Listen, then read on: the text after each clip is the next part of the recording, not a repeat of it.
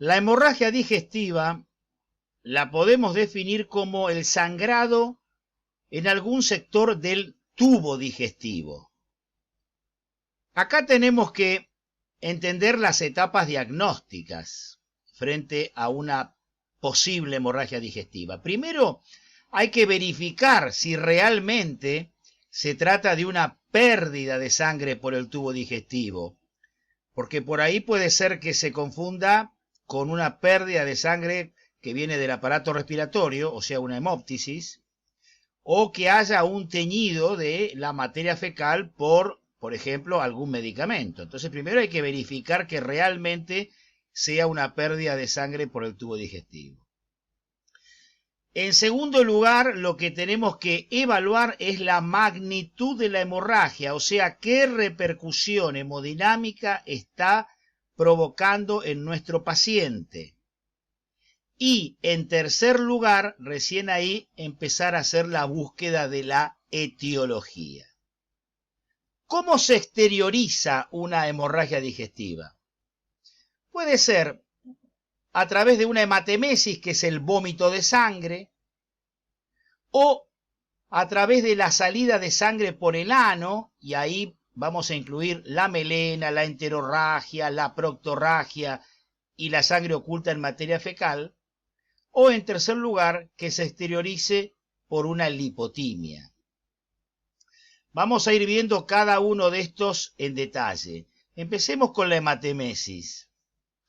La hematemesis es el vómito de sangre, y si decimos que es un vómito de sangre, el origen va a tener que ser a nivel esófago, estómago o duodeno, o sea, un nivel bien alto. Generalmente la hematemesis es una sangre roja o puede ser una sangre negruzca, un poco más oscura, cuando ya lleva un tiempo de retención en la cavidad gástrica. Y después vamos a ver más adelante cómo hacemos el diagnóstico diferencial con una hemóptisis, que era la pérdida de sangre a través del aparato respiratorio, o sea, la expectoración sanguinolenta, porque muchas veces se puede llegar a confundir.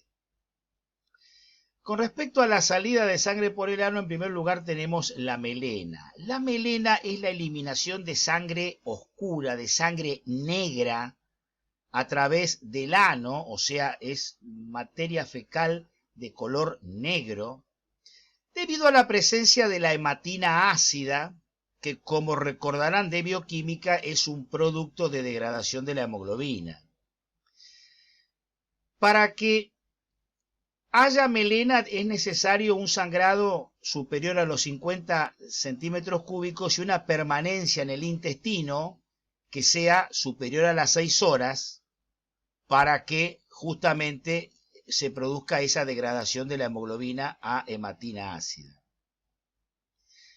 La melena tiene un origen alto, o sea, generalmente es un sangrado que viene de arriba, esófago, gástrico o duodenal, y que a medida entonces que va transcurriendo la sangre por todo el tubo digestivo, se va degradando la hemoglobina, y por eso que la hematina ácida, que es la que da el color negro a la materia fecal, hace que se exteriorice como materia fecal negra. Es una materia fecal alquitranada, que se acompaña de un muy feo olor, o sea, olor fétido. Y muchas veces puede haber también mareos o sudoración en el momento de la evacuación intestinal. Otras veces la melena puede ser de un origen más bajo, por ejemplo, que haya un cáncer en el ciego o en el colon derecho, pero con un tránsito terriblemente lento, terriblemente retardado, que hace de que la permanencia de esa sangre, a pesar de ser un sector colónico, sea superior a las 6 horas y pueda dar entonces la melena.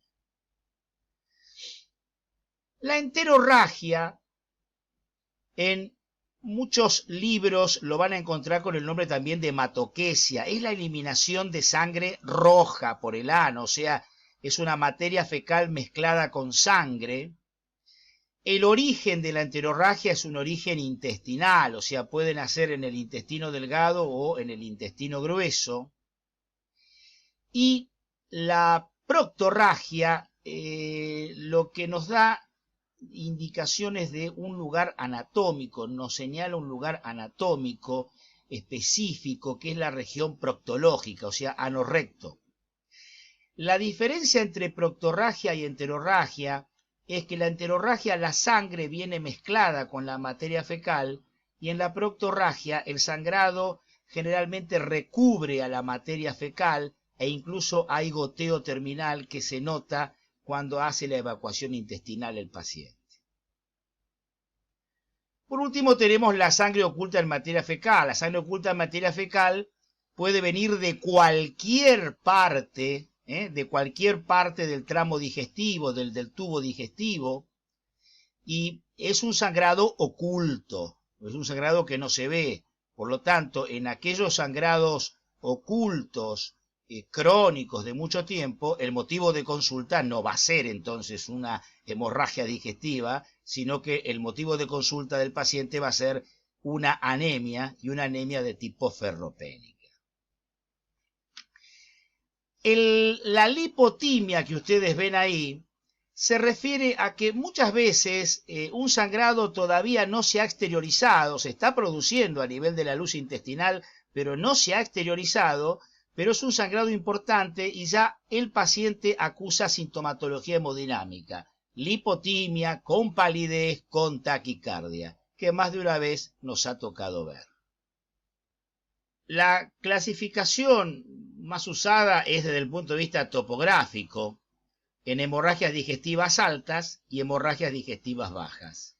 El límite entre lo alto y lo bajo está dado por el ángulo duodeno-yeyunal o ángulo de Treitz. De ahí para arriba son altas y de ahí para abajo son las bajas. Las hemorragias altas entonces vendrán de esófago, estómago o duodeno y se exteriorizarán, de acuerdo a lo que vimos anteriormente, como hematemesis y o melena, o como sangre oculta en materia fecal. Y las hemorragias bajas, que serían las de intestino delgado y colon, la exteriorización será por una enterorragia o por una proctorragia, si vienen de la región proctológica, o también, ¿por qué no?, como sangre oculta en materia fecal. Las etiologías de una hemorragia digestiva pueden ser causas digestivas y causas extradigestivas. Las causas digestivas las vamos a ver cuando veamos en detalle, por separado, la hemorragia digestiva alta y la hemorragia digestiva baja.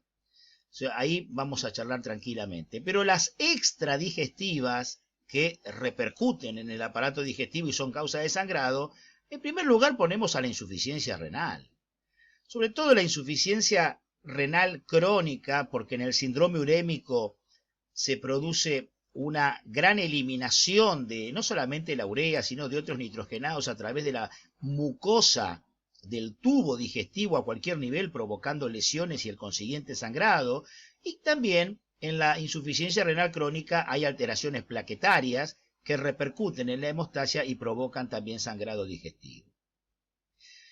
Otra causa extradigestiva son las discrasias sanguíneas. Cuando uno habla de discrasias sanguíneas se refiere a las diátesis hemorrágicas, o sea, trastornos de la hemostasia, que pueden estar involucrados por alteraciones vasculares, alteraciones plaquetarias o alteraciones del sistema de la coagulación. También dentro de este grupo extradigestivo tenemos la hemorragia que ocurre en los grandes quemados, en los sujetos que tienen importantes quemaduras. Puede haber un sangrado por la denominada úlcera de Curling, úlcera gástrica perforante de Curling, como también las úlceras de estrés de los pacientes en terapia intensiva, y sobre todo enfermos muchas veces neuroquirúrgicos, donde también se producen úlceras importantes, sangrantes a nivel gástrico, y ahí se denomina esa úlcera como úlcera de Cushing. Dijimos que una de las primeras cosas que tenemos que hacer con el paciente es ver la repercusión hemodinámica, o sea, ese sangrado, qué repercusión hemodinámica le está provocando. Acá tienen un cuadro estimativo. Vamos a ver. Una hemorragia puede ser leve, moderada, severa o estado de shock, provocar shock. Y para evaluarla vamos a tomar como parámetros la presión arterial sistólica, el pulso, la presión venosa central, la PVC, la diuresis, y en base a estas cosas vamos a estimar qué pérdida de volemia ha tenido nuestro paciente. A ver, veamos, una hemorragia leve generalmente tiene una presión sistólica, un pulso y una PVC normales, con una diuresis que va marcando arriba de los 30 mililitros hora. Normalmente la diuresis que tenemos cualquiera de nosotros es de 60 mililitros hora, o sea, generalmente uno orina 1 mililitro por minuto. En los casos de las leves, la pérdida estimativa es del 10%. La hemorragia moderada tiene una sistólica por debajo de 120, ya el pulso sube de 90 a 110, la PVC tiende a bajar con un valor que va entre 4 y 8 centímetros de agua, y la diuresis oscila alrededor de los 30 mililitros hora. Se estima entonces que hay una pérdida del 20% de la volemia. La severa se caracteriza porque la sistólica está por debajo de los 100 milímetros de mercurio. Ya tenemos una taquicardia importante de 110 a 140 con una PVC más baja entre 4 y 0 centímetros de agua y con una diuresis menor a los 30 mililitros hora. Estimamos que la pérdida superó el 20%. Y el estado de shock es una sistólica por debajo de 80, con una taquicardia que supera los 140, 0 de PVC aspirativa, una diuresis por debajo de los 20 mililitros hora y se entiende que es una hemorragia que está alrededor de los 2 litros y que se está realizando de manera rápida. No son compartimentos estancos, por favor. No es que ustedes van a ver que una leve siempre tiene todo esto. Uno cuando evalúa al paciente tiende a ver en una leve moderada, una hemorragia leve moderada tendrá elementos entre estos dos renglones. Una hemorragia podrá ser de moderada a severa y tendremos los elementos entre estos dos renglones. Y así hasta llegar al estado de shock. Esto es orientativo para que cuando en la guardia evalúen a un paciente con hemorragia digestiva, cuando hagan la evaluación hemodinámica, sepan qué es lo que tienen que buscar y estimar entonces la pérdida de la volemia que puede tener nuestro paciente. Para ir cerrando este primer video de hemorragia digestiva, recordemos entonces cuáles son los pasos en la evaluación de un paciente con hemorragia digestiva. Cuando llega a la guardia, cuando uno lo evalúa un sangrado en la sala de clínica. Bueno, primero ya dijimos, ver la repercusión hemodinámica, lo que acabamos de decir recién, ver qué repercusión hemodinámica tiene nuestro paciente. Después el interrogatorio. El interrogatorio, si el paciente está en condiciones de hablar, haremos el interrogatorio del paciente, si no de los familiares. Y en tercer lugar, el examen físico completo que nos pueda orientar a la causa. Pero fíjense que uno ante una hemorragia digestiva, lo primero que tiene que evaluar con el paciente, donde sea, en la guardia o en la sala de internación y hizo un sangrado, etcétera, es la repercusión hemodinámica que puede tener. Bueno, acá terminamos el primer video. En el próximo video vamos a ver específicamente las hemorragias altas, cuáles son las causas y cómo se estudian, y las hemorragias bajas, cuáles son las causas y cómo se estudian.